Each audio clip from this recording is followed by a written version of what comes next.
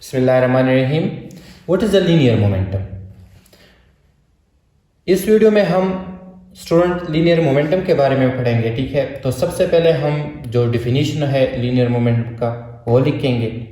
इसी तरह सिंबल जो हो गया कि किस सिंबल से हम लीनियर मोमेंटम को ज़ाहिर करेंगे। मैथमेटिकल फॉर्म जो हो गया लीनियर मोमेंटम का वो भी लिखेंगे। यूनिट डायमेंशन दोनों हम लिखेंगे और इसी तरह जो Newton second law in term linear momentum, इन दोनों का जो रिलेशन है वो भी हम इस वीडियो में आपको बताएंगे।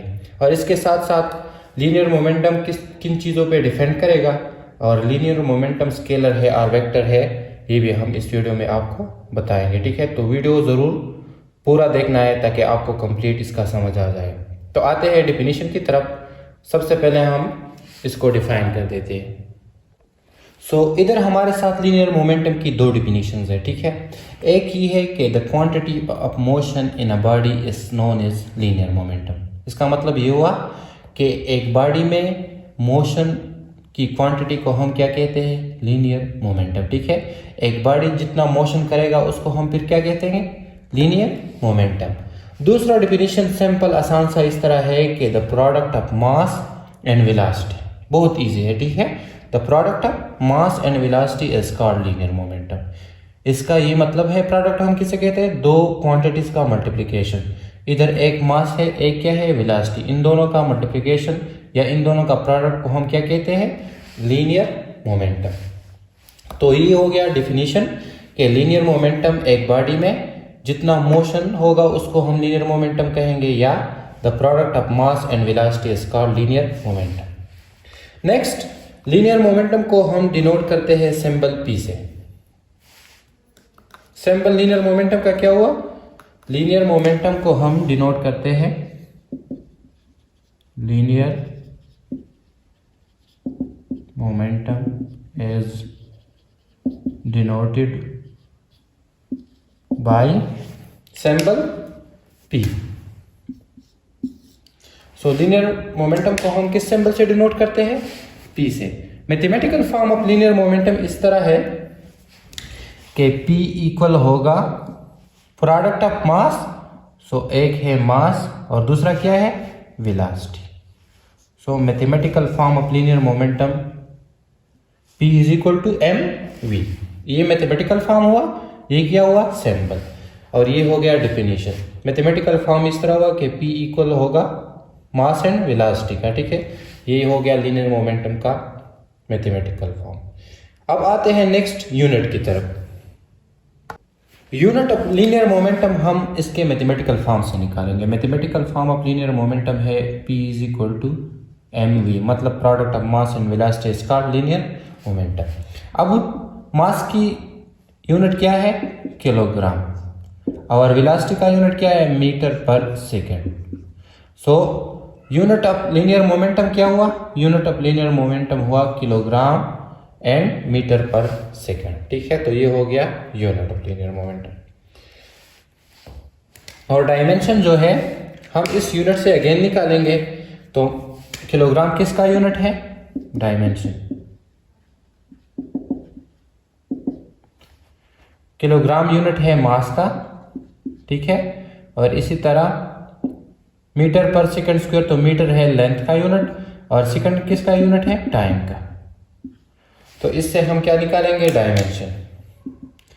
मास हम डायमेंशन में डिनोट करते हैं कैपिटल M से, सही है। ये लेंथ है, लेंथ को हम डिनोट करते हैं कैपिटल L से, और डिवाइड बाय टाइम, तो टाइम हम डिनोट करते हैं कैपिटल T से।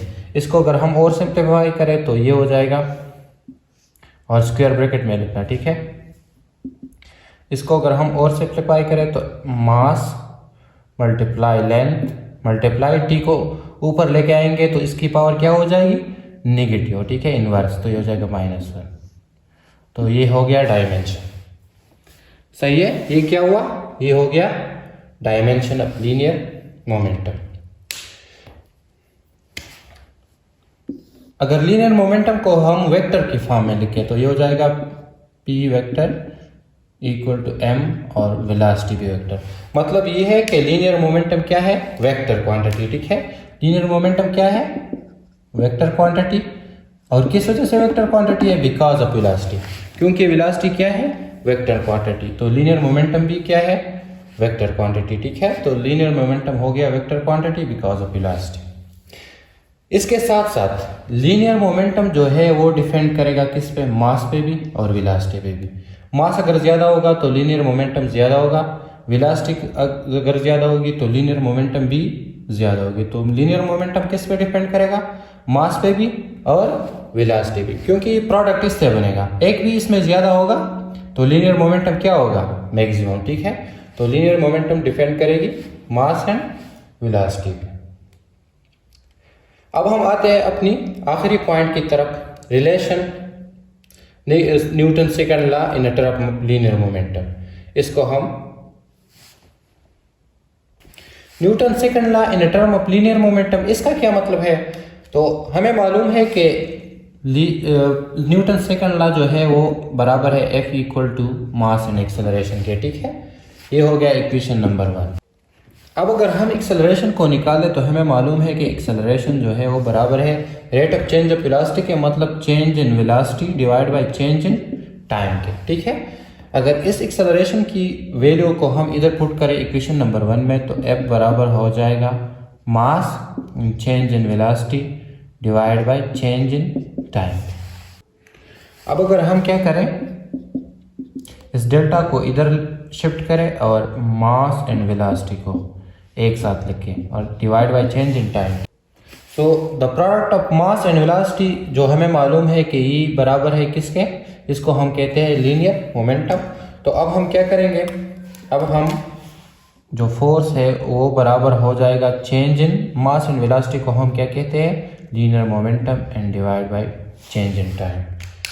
सो ये जो फाइनल इक्वेशन है इससे हमें क्या मालूम हुआ कि the rate of change of momentum को हम क्या कह सकते हैं? फोर्स कह सकते हैं, ठीक है। Rate of change of momentum को हम क्या कहेंगे? फोर्स। सो दोनों का Newton second law in term of linear momentum का ये मतलब हुआ कि फोर्स जो है वो बराबर है किसका? Change in momentum divide by change in time. मतलब rate of change of momentum को हम फोर्स भी कह सकते हैं, जो कि है Newton second law of linear momentum in term of, ठीक है। तो ये हो गया दोनों का relation, linear momentum and Newton second law का। सो इस वीडियो में हमने कंप्लीट डिटेल सीख लिया लीनियर मोमेंटम के बारे में। सबसे पहले हमने डिफिनीशन ऑफ लीनियर मोमेंटम को पढ़ लिया कि डिफिनीशन क्या था।